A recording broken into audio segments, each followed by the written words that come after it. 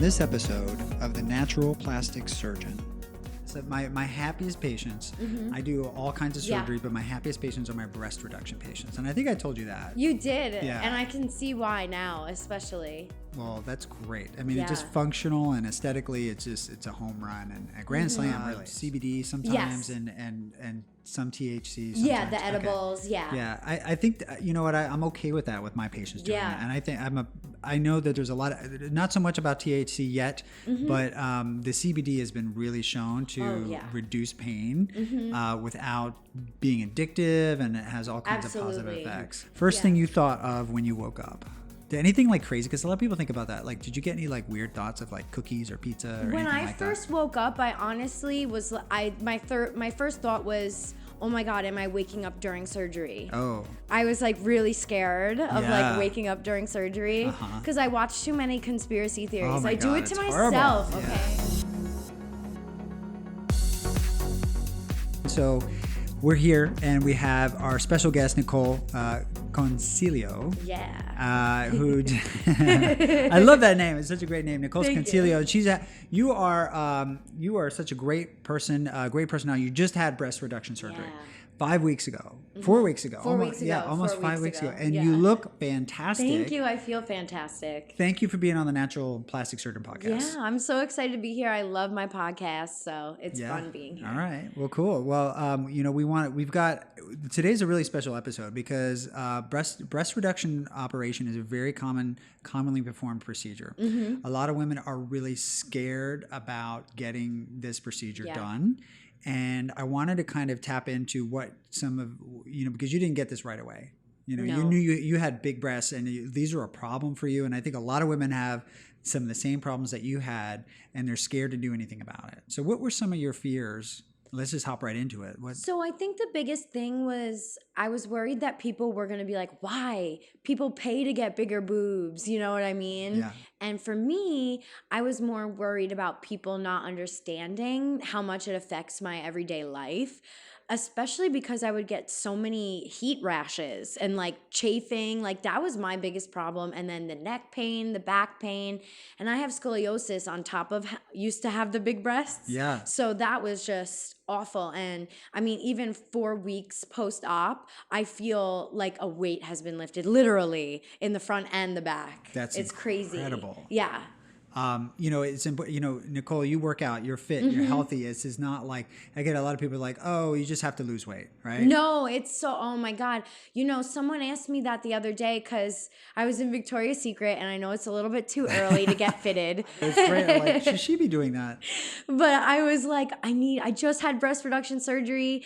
And the woman there was like, oh, you couldn't just lose weight? She said that to you? Yeah. You're there in her store and she said you couldn't just but you know what? It's okay because a lot of people think that it's a weight thing, but it really isn't because even when I was the skinniest and the fittest I ever had been, they still were well into the double Ds. Yeah. And then when we had our procedure, I think my left was a triple D and then my right was an F. And you're tiny. Yeah, I'm only 5 feet tall. So it's like you had to carry that around all the time. Yeah. So, I mean, let's dive into, so you mentioned you had neck pain, you had back pain, like, what else could you not do? What were your limitations? Honestly, this is going to sound very like corny, but just even wearing everyday clothes was a struggle for me, especially, being an influencer and going on brand trips and like everybody's wearing cute little tops. And then here I am, I feel like I look like an X-rated videographer, performer, you know what I mean? Like I just didn't feel comfortable. That was the biggest thing.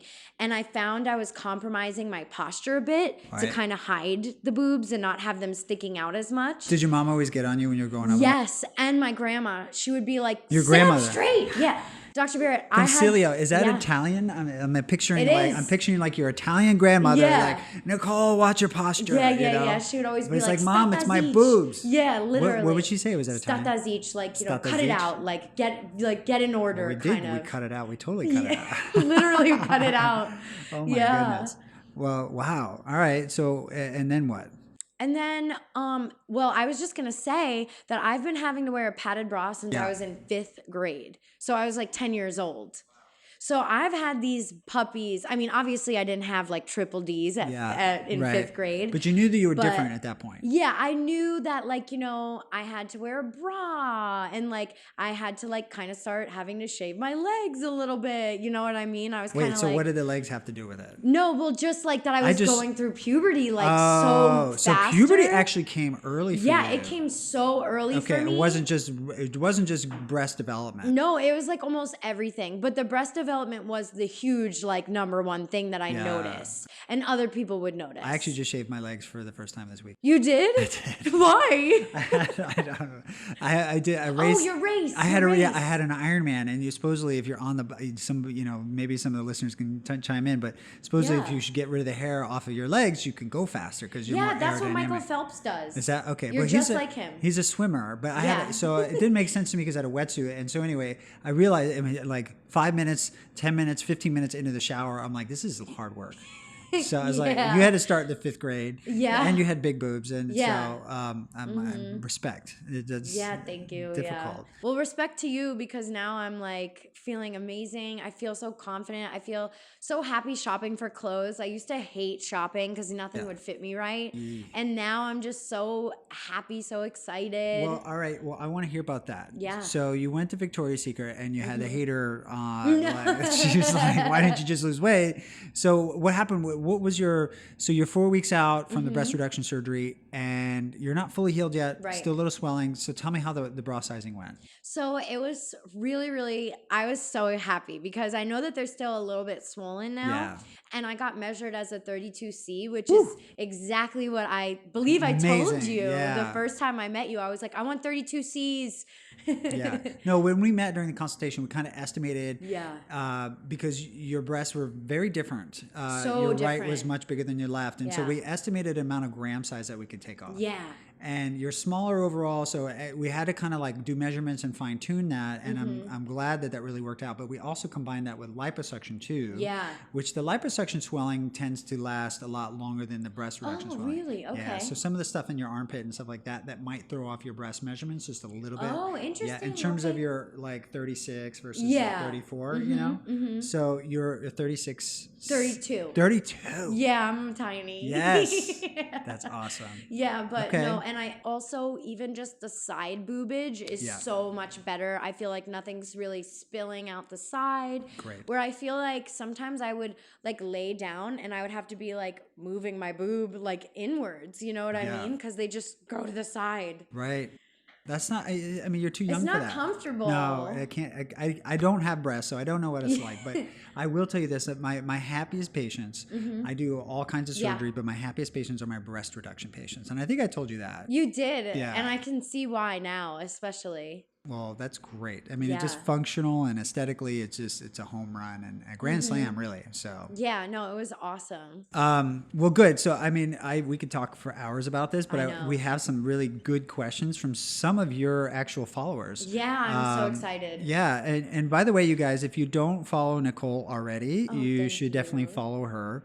What's the best way for people to follow you? Would you say Instagram? Just like, Instagram search or YouTube. I'm on both platforms. Okay. So. How would someone find you on Instagram? Just typing in my name, and Nicole doesn't have the E in it. So just Nicol. Okay. And then my last name. Concilio. Concilio, yeah. Yes, Nicol Concilio. And you'll find it, and you share so much about your story. Yeah. And so you can kind of see photos of, like, I saw some photos of, was that this weekend when you had the new clothes on? Okay. Yeah. You look beautiful. Thank you. That was so honestly, nice. I can't even explain, like, I was telling everybody, because everybody always asks me, how is it? Are you happy? Yeah. Honestly, it is the best decision I've ever made in my life. And it was the best, money I've ever spent, Well, good. I mean, it's like, it's your body, it's your health. And it's like, I'm so happy that it worked out for you. I want to kind of go into some of these questions because some of them we'll kind of go through kind of the order of things. And one person asked, Lexi B01, she said, how was it going under anesthesia? So that was what I was most nervous for. And honestly, I can't remember anything.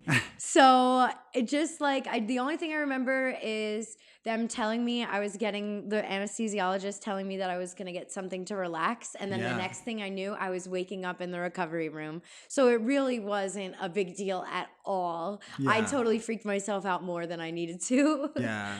It's you know what, it's a first time, because this is like your major first operation. Oh yeah, my right? first time even ever going under, so I was definitely really nervous. Yeah, and I get people with that. They come in, and what I know about the whole situation, I know about all these other complications that can happen, but the thing that people are most focused about is actually the least problematic, right? Anesthesia is extremely safe. You're more likely to get in a plane crash or a car crash or struck by lightning in your lifetime. That's what I always tell people. And I know, you told me that. It's safe, yeah. And you just kind of have to, it's hard though. It's just like, it's unknown. You have to wrap your head around it. You know, it's just like anytime you do something new for the first time, it's extremely nerve-wracking. So, absolutely. what were some things that you did to help calm yourself down? Well, I do have clinical anxiety, and I've been really open and candid about that with my followers. So for me, like a lot of what I do is just deep breathing exercises, which is actually something that even you recommended to me recently. Okay, good. Yeah. I taught you 4-7-8. Yeah, which 4-7-8. That's not my technique. It's actually Dr. Wheel. He actually described that, and a lot of people use that. Yeah, I do lots of like breathing and meditation, and I also, I really like my crystals, so having those. Well, I want to tell me what's your go-to breathing technique? Honestly, I just do really deep breaths in and then let it out as hard as I can, kind of like getting rid of that stress, letting go of all my worries and all that. That's like my favorite one to do. Okay. But I've been trying the 4-7-8, right? That's what it is. Yeah. I've been trying that, and it's definitely effective as well. Well, there's a lot about breathing techniques. There's different ones for different things. The 4-7-8 is mainly good to kind of help lower your heart rate a little bit. So because when you hold your breath, your heart rate drops down a little bit, and you feel more. But I like the one that you mentioned where you just kind of breathe it all out. You just like expel it out. Yeah. I'm going to try that one. Yeah. And then tell me about meditation. So I really like to listen to like soothing sounds, like whether it be an ocean or like little birds chirping or whatever. I'll just go on YouTube and type in like, a meditation music and stuff. And I'll just listen to that and try to find like my little happy place, as corny as that sounds. Yeah. But it's helped me out so much, especially just like living the lifestyle that I do. I feel like it's very nonstop, like going all the time. And I'm sure you're like that too, as a dad and as a doctor, as a surgeon, so just finding ways to like calm down and being like one with yourself is so important. Absolutely. I actually just took a meditation class. Oh, you did? I did, yeah. Did you like it? Well, yeah. Before I was trying like meditation for stuff I found online, and stuff was like, I'm like, am I doing this right? I know that's my biggest thing was like, I don't think I'm doing this right. I don't think I'm doing this right. And then I did one guided meditation with a group, and then I was like, okay, I know what I'm doing. Okay. Yeah. So I recommend that. It's absolutely. Just like just to kind of like make sure you're doing it right. So I took a meditation class called Transcendental Meditation, which is kind of one of those more established ones. Yeah. And I do it like twice a day, and I totally feel way more relaxed. Oh my God. It's like the best prescription out there. It is, right? And you don't have to pop a pill. No, exactly. Like there's some medications for some things out there. I get it. But like the more, if you can do things on your own without having to do that, that's great. Yeah, absolutely. And kind of learning that you're in control too. Right. Like you're able to calm yourself down is kind of a big thing for me. Because I used to not know how to calm myself down. And now like maturing, getting like older, living on my own, like all those kinds of things. I know, but that's also almost like more stress. Right? Yeah. So especially with the amount of stuff that you do, it's like you have to do this stuff. Yeah. It's so like self-care is so important. And I think a lot of people forget that. Totally. Yeah. All right. Now about the crystals. Yeah, my crystals. I want to know about how, like, do you have more than one? Is it just one? My God, I have so many, but I don't really like to show them off that much. That's like a personal thing. Yeah, well, because this is like crazy talk. You're gonna think I'm a lunatic. I know. Trust me. Like, I listened to a podcast yesterday about grounding, and I'm walking around barefoot in my yard in the mornings now. So I'm serious. No, but that's like actually a thing. My boyfriend does that a lot. Oh, what? Yeah, he'll like walk around barefoot in the front yard. Like totally. Yeah. But so the thing with crystals is that there's supposed to be like a very personal connection like between you and the crystal. You're not really supposed to like show them off because people, if they know what they're doing, can put like bad vibes onto your crystal. Okay. And then that crystal is in your house. Yeah. And then you're having the bad vibes. Right, So I try to keep most of my crystals private unless if my like I sound like a lunatic. Unless if my energy healer, who her name is Sally, she's incredible, but unless if she like protects them, then I won't like show them off to my audience. Okay. But my favorite thing to recommend to people is amethyst because it's very protective of just like your energy in general, and it brings a lot of like calmness to like your environment and your energy. And also black tourmaline wards away a lot of negativity. So if there's anybody listening that wants to get away of negative vibes, those are the two. I think that's everybody. Yeah. So all right, so black tourmaline, you actually brought black tourmaline to your surgery. I did. And you shared that with me. I did because you know why? Because I had my healer protect it. Okay. Yeah. I definitely wasn't going to cast bad vibes on it. I actually I know. We actually kept it in the, it was with you the whole time. It came in this surgery center, this room for your operation. It was in here. And as soon as you went to recovery, we gave it to you too. So it was there. I know. And you guys will have to stay tuned for the video of me after recovery because it's hilarious. Yeah, you did so good. So you know what? How about we move on to the next question? What was the hardest part about recovery? I think for me, this is from Audstort, Audstort.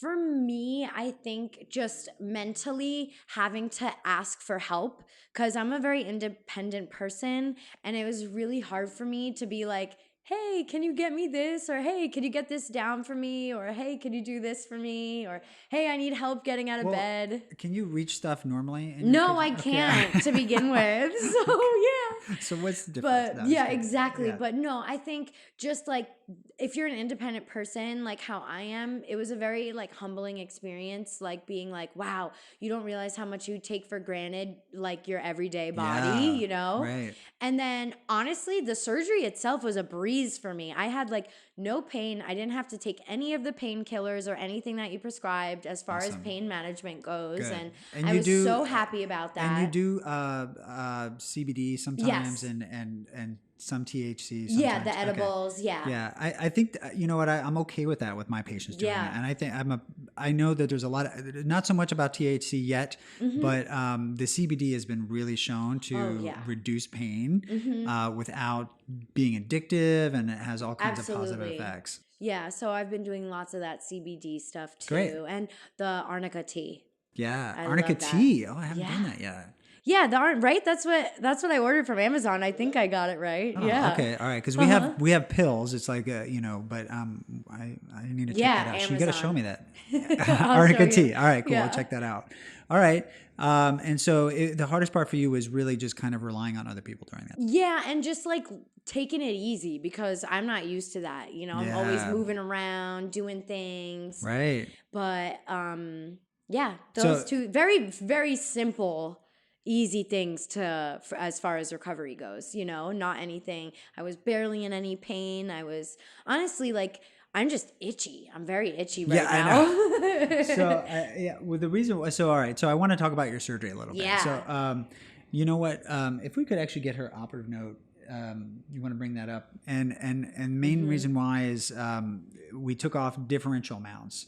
Yes, I remember exactly what it was. Oh, you do? Yeah, left was 155 and the right was 275. Okay, then never mind. We don't need to bring our operative note up. Okay. So I mean that was a 100-gram difference, and so we started on the smaller side first. Yeah. I wanted to get that perfect. We do a vertical breast. Vertical breast reduction. This is a technique that is described and basically created by a female doctor in Canada named Elizabeth Hall Finley, and she's kind of a pioneer when it comes to breast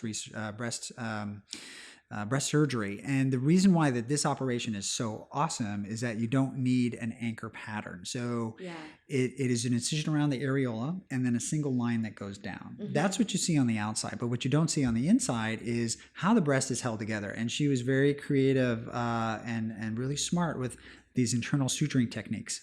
Basically, the old school way of doing a breast reduction is the anchor pattern, where you have an incision around the areola down and then a horizontal line on the bottom. So on the surface, you already have more scarring. But on the inside, most of the breast mass is kept lower. So you get this saggy, square, boxy looking breast. I didn't even know that. Yes. So it works. It's been tried and tested, but it looks, I mean, the reason why it's there is because it was one of the first techniques. Right. And it's safe, but it, in terms of your final result, it doesn't treat the breast as a 3-dimensional structure. It treats it as a 2-dimensional structure. Looks good on a square piece of paper, but it doesn't look good on your body, right? Your breast actually, as you know, goes into your armpit. It's like it's a dynamic structure.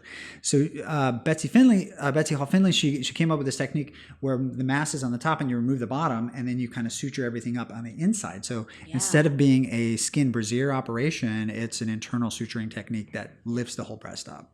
So that way your breasts are going to be perky and long lasting and looking way more natural. I didn't even know that, because I was like, I wonder how he does the lift. Well, that's the lifting component. And we combine liposuction with it, so you don't need that horizontal scar. So it's just a fart, and I give her so much credit for it. She's actually helped me out and sent me videos, and I went to learn from her and some That's courses. incredible, and I applaud that so much, because, you know, as a doctor sometimes, and even for me as a makeup artist, like sometimes it's easy to get stuck in your own ways, but to like venture out and try new techniques is really cool. And that like shows to me, even as a patient, that you're willing to do what's best for your patients. Absolutely. You know, I mean, everything I'm trying to perfect, and breast reduction is one of those that I'm constantly trying to perfect, because it can make such a big difference in terms of scarring and the longevity of the result and the symmetry.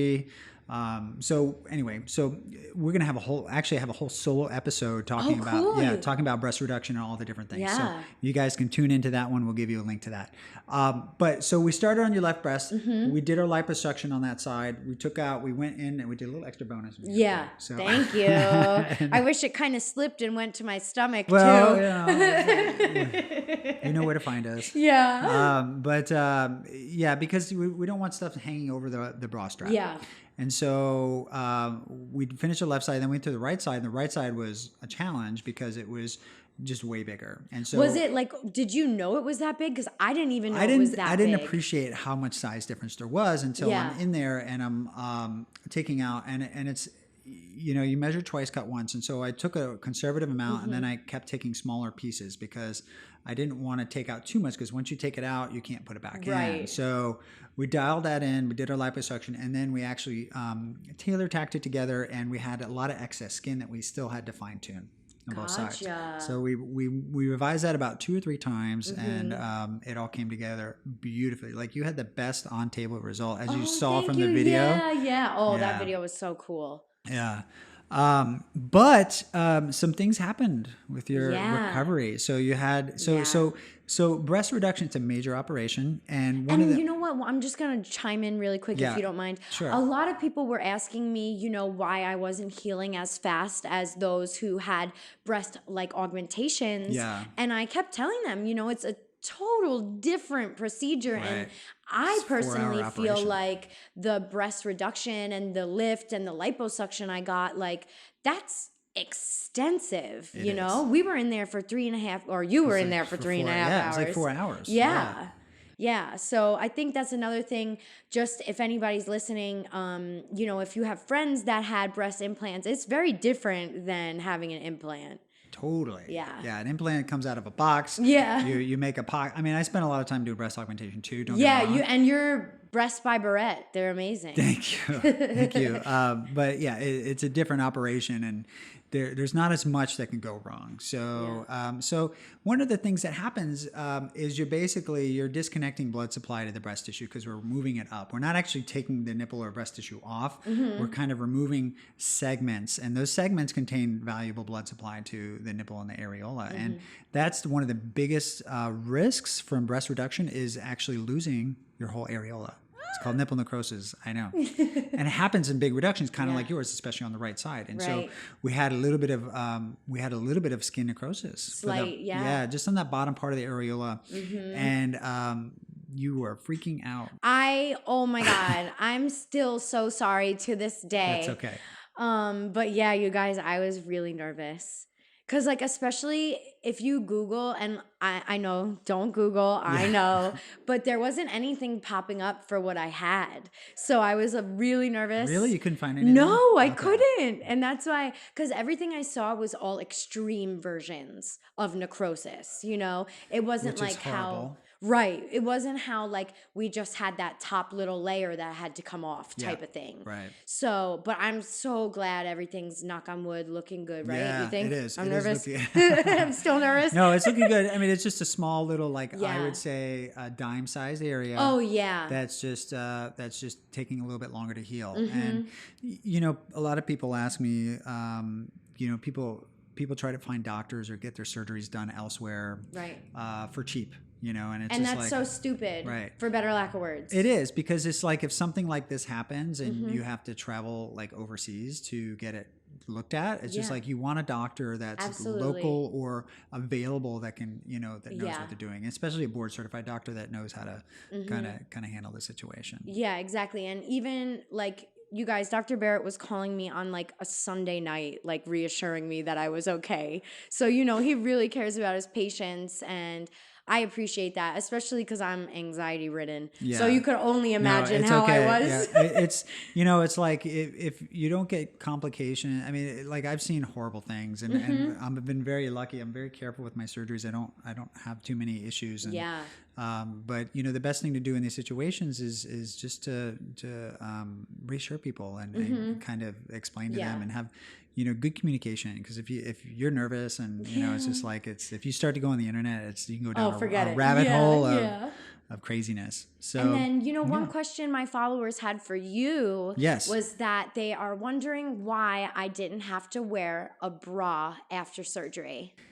That's a great question, and it kind of ties into nipple necrosis. Yeah. So the whole idea of a surgery bra, you know, some of the recent breast surgeons, some of the leading breast surgeons past 10 years have questioned, why do we really use a surgery bra? I think women are used to wearing bras, and so when they wake up from surgery, they're used to having a special garment. Right. And so it got entrenched into our traditions of always using a surgery bra. So I actually, and me and a couple other leading breast surgeons, Dr. Teitelbaum is one of them, he's another breast surgeon here in LA, we started not using them because we realized that your risk of necrosis, nipple necrosis, goes up. Because if you think about it, if you put a tight bra on the outside and you've just compromised internally blood supply, you're now compressing. It's like falling asleep on your arm, like cutting off circulation or something. You're cutting off circulation in your arm, and you wake up and your arm's like asleep. It bounces back. But if you do that to like a surgically compromised area, you're going to delay wound healing. So I found that I get much faster healing and less risk of nipple necrosis. Actually, I've never gotten a full nipple necrosis, but partial necrosis, incisional problems, stuff like that. Way less incidence of that without using a surgical bra. So even though you see a lot of surgeons out there recommending that for their patients, that's fine. Right. But ones that don't recommend it, they probably have a good reason. Right. So for my breast reduction, it's a loose fitting sports bra or a t-shirt. That's all. Yeah. And I just did t-shirts and tank tops. A lot of people were really mesmerized by the tank tops I was wearing after surgery. So, which I don't get why, because they're Amazon basic men's. Okay. That's what they were. Really? Yeah. Okay. Nice. You wouldn't believe the amount of DMs. Girl, where's that tank top? Link that tank top. I'm like, really? That's fantastic. But let me look. Yeah, all right, you have some questions too. Questions on my phone. Well, here's one I wanted to. It was just right when you. This is from Cloud GM22. First thing you thought of when you woke up. Did anything like crazy? Because a lot of people think about that. Like, did you get any like weird thoughts of like cookies or pizza or anything like that? When I first woke up, I honestly was. My first thought was, oh my God, am I waking up during surgery? Oh. I was like really scared of like waking up during surgery because I watched too many conspiracy theories. Oh I do it to myself. Horrible. Okay, I do it to myself. You know what helps if you go into the OR, the surgery room, with really positive thoughts. Yeah. No. Absolutely. Yeah. I think you were a little nervous. So like, I was so. It's like when you go to bed. If you like project positive thoughts before you go to sleep. You'll have pleasant dreams. But if you go to sleep like anxious and worried about something, you'll start having bad dreams about that. Absolutely. But then after that, after I realized it was over, I was looking for my dogs. And I was convinced that they were here and you were like hiding them from me. We actually had your dogs. We were hiding them. So I have a follower here. Her Yes. name is Eva Wayne. Okay. And this is more of a question, I guess, for you, like what you would do, because she just had a reduction. And she said her nipples are uneven 10 months post-reduction. Is there anything that can be done about it, or is that kind of what it just happened? Well, it's tough. It's tough. There's a lot of information we don't know. We don't understand what happened with the surgery. Was Right. it an anchor pattern? What kind of right. reduction We don't was know it? any of those details. How much asymmetry did she have before? Did she gain or lose weight prior to or after the operation? I mean, a lot of things can be done with nipple asymmetry. I probably have to see her in consultation. Right, of course. My recommendation is, hey, pop back to your plastic doc, surgeon, yeah. and just see what happened. But there's always ways. It's like a lot of people think the operation has to be perfect the very first time. And when you're dealing with very complicated situations like breast reductions or breast revisions, sometimes you get 90% of the work done, but then you have about 10% of things you might need to touch up. Right. And that's okay. You can do little minor things to just correct things. So I just think it's important if you're having real asymmetry. Remember, breasts are sisters, not twins. Yeah, same with eyebrows. Yes. So it's like they're never going to look 100% identical. And so you kind of have to how far off is it? If it's really crazy, go talk to your plastic surgeon. But if it's a little bit off, most people have asymmetric breasts and it actually looks normal. And I think it's cool for them not to be perfect. Right. It makes you feel a little bit more real and not like it was picked out of a book or something like that, you know? And then the other question that I was getting a lot of is in regards to breastfeeding. Yes. Everybody is so concerned about that and was wondering, what the rate is of success from breastfeeding after a reduction and stuff like that. Yeah. So breastfeeding is very important. And I try to encourage breastfeeding because it's absolutely a lot of studies have been shown that it's really beneficial for children. But when you're faced with really big breasts and distortion to your body and your daily living every single day, there's some trade-offs, and so breast reduction statistically, there's been a lot of studies on breastfeeding and breast reduction. Right. The consensus is there's about a 40% decreased ability to breastfeed. So 4 out of 10 women who get a breast reduction have significant difficulty breastfeeding. Right. Now, we have to understand that there's a certain percentage of women who can't breastfeed to begin with, and they had no breast surgery. Right. So just because you had breast surgery doesn't necessarily, that doesn't automatically that's the reason why. Right. So, you're looking at, we are removing some glandular tissue, but if you're starting with a lot of breast tissue to begin with, guess what? That's your factory, right? So, there's a lot of women with really tiny breasts that can breastfeed just fine. Absolutely. Yeah. So it's like you still, if you do the operation right, you're leaving in significant portions that should be able to work just fine. Yeah. And for me, I'm 26 years old. I'm not even thinking about having kids for another 10 years. So I get that all the time, but I know a lot of women do get kids. And, and so I always try to limit the dissection of my operation so that I preserve the anatomic structure of the ducts. And that's why we actually had another question from Melissa. Melissa does makeup. Mel does makeup. And she says, is nipple reduction a risky thing to get? Is it something that often goes wrong? So it's a little off topic because it's talking about the nipple specifically. Right. And that's an area I don't mess with if you're planning on maybe breastfeeding, because that's like the top of the pyramid in terms of your breastfeeding ability, okay. right? So everything channels through your nipples. So if you want to do inverted nipple repair, if you want to do nipple reduction, those are areas that you may want to hold off on until you are completely sure you don't want to do breastfeeding. If it's important to you. If breastfeeding is not important to you, then that's fine. Yeah. But for me, it was more important to just feel comfortable and not really worry about something that I don't even have yet, you know? Yeah. So I Self-care. mean, yeah, exactly. It kind of goes back to the self-care. Let's see. If I get a breast reduction lift and have another baby I breastfeed, will they stretch and sag even more since they have less skin and tissue than the first time? Or maybe a better way to ask, should I wait till I'm done having kids? So this is from Carrie May. And, there's never really a good time to do your breast surgery. Right. I think if it really bothers you and you want the better looking breast, then go for it. But if you're planning on having children in the next 6 months, I would say maybe not delay. Yeah. But it depends. And because she talks about breast reduction and lift, if she just needs a straightforward lift, that's one thing. But if she actually needs a real reduction, it just depends on her symptoms. Her profile photo, she looks, I don't know, I can't really tell, but that's her. Yeah. Maybe she has very large boobs. I don't know. It's crazy how many women have messaged me saying that by me sharing my surgery has made them more confident to go out and get surgery for reduction and lifts and all that stuff. And it makes me feel so good that we were able to like successfully share it, because that was my goal from day one, you know, because I've always been a really open book about everything I do and get done in my life, because I feel like there's no point in trying to hide it, because if you can help one person out there, that's all that really matters. So chances are if you're going through the struggle or you having the concern, then someone else is. Yeah. And not only that, but you know, plastic surgery has been like a taboo subject. And and people are like, they try to hide it and they, you know, they don't want to talk about it. But when you shared this experience, I mean, we put everything out there. Oh God. Yeah. If you guys haven't seen this, the video that we put out there, it's I don't think did we actually put the video out? So it's not up on my channel yet. My editor has it, but it's on your guys' highlights on Instagram. All right, so we have a highlight, but we actually, so Nicole, you got to subscribe to her YouTube, right? Yeah, so you can check this out. She's going to put out like a major video just kind of showing everything. Yeah. And I think that was really key, because if you looked at some of your metrics in terms of your social following and your views, and more importantly, what happened on Reddit? Didn't something happen? Oh my gosh. So I had no idea, because I'm not a big like Reddit person. I don't really use it that much.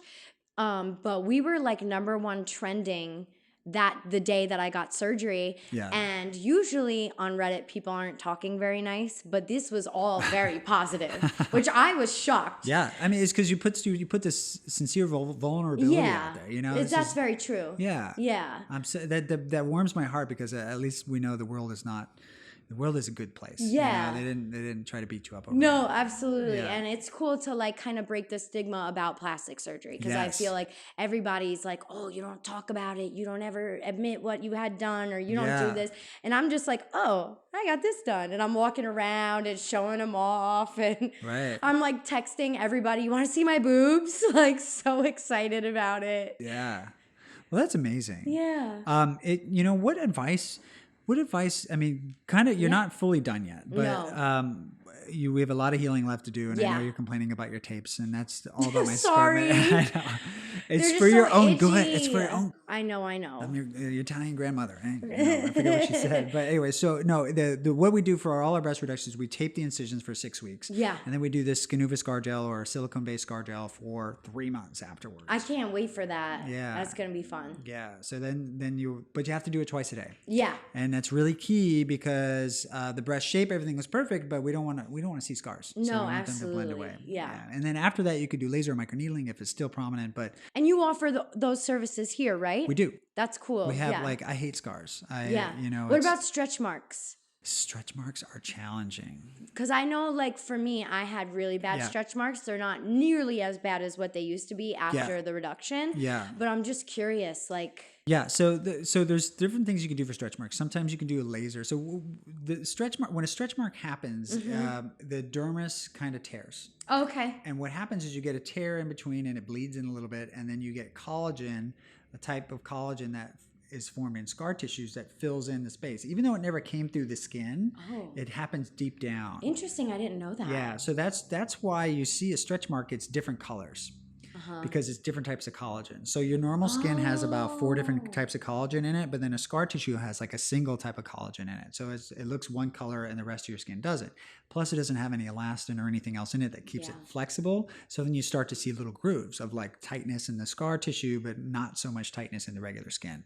So it's probably more information than you need. No, but I love it. Yeah. So the way that you treat it is you're trying to blend it in with their surrounding skin. So the best way to do that is multiple treatments of microneedling or a very deep penetrating CO2 laser, like a luminous ultrapulse, which we can do. Yeah. And your goal is to kind of camouflage at that time. Yeah. Because you can't really get it out. So you're trying to kind of blend it in so that stark white line that you have, you want to kind of like fade it. So it's like you're taking a little rubber eraser and rubbing on the edges of it. Yeah, just erase the edges. Yeah. So it kind of blends in nicely. Yeah, absolutely. Yeah. So yeah, we have that option. But you want to generally wait about, at least 3 to 6 months before you start doing therapy. So. Yeah, I don't want to mess up any of the healing. Yeah. But good. We got off track, but I was going to ask, what would you recommend to someone who's thinking about, what's your advice to someone who's thinking about getting breast augmented? If you're thinking about it in general, that you should do it. Yeah. Because I feel, I don't know, I'm such a go-getter, and whenever I get a thought in my mind, I have to at least explore the option of it. So I recommend, if it's even just a thought to you, like it costs nothing to go get a consultation and to talk to a doctor, and if you're in LA, to come see Dr. Barrett, of course. And just know, anybody listening out there, how much happier I am and how much just excited I am to like wear clothes and go out to events and like feel comfortable in my own skin and not feel like I'm an X-rated, celebrity. I keep saying that, but it's so true. Yeah, it's so true. Like I had, when I was 13 years old, I was in Myrtle Beach vacationing with my family. That's in the East Coast. Yeah, I grew up South Carolina. Yeah, I'm a born and raised New Yorker. Okay. Yeah, you went to Myrtle Beach. So we went to Myrtle Beach a lot, like as a family trips. Yeah, I grew up in Virginia, and that's kind of where some people in Virginia would go to. Yeah. And I remember, I'll never forget this. There was someone there that had claimed that they had worked for Playboy and wanted me. They had seen me in a bathing suit on the beach and were trying to like talk to me about it. And my mom was like, she's 13. Oh my God. Like, leave her alone. Yeah. And then right then and there, I kind of knew in my mind, I was like, I got to get rid of these things. Yeah. And that was 13, and now I'm 26. Oh my God. So that's a long time of having these bad boys. Yeah, well, yeah, they're gone now. They're gone now, yeah. R.I.P. Yeah. Well, I think that's great advice. Is a lot. I think that, my advice, and you can listen to the solo episode, is do your research. Absolutely. Find a local board certified plastic surgeon, or if there's nobody local, go to Dr. Barrett. Yeah, you can. We have people that fly out all the time. Oh, that's so cool. Yeah, from all across the world, actually. Yeah. Do your research. Look at their doctors' reviews online. Yelp is really big here in Los Angeles, and they don't lie. You can't really get rid of bad reviews. Yeah. So I'm very blessed with very positive patients that share their experiences, and then I'll look at the before and afters and look and see, hey, is this the kind of aesthetic that I'm looking for?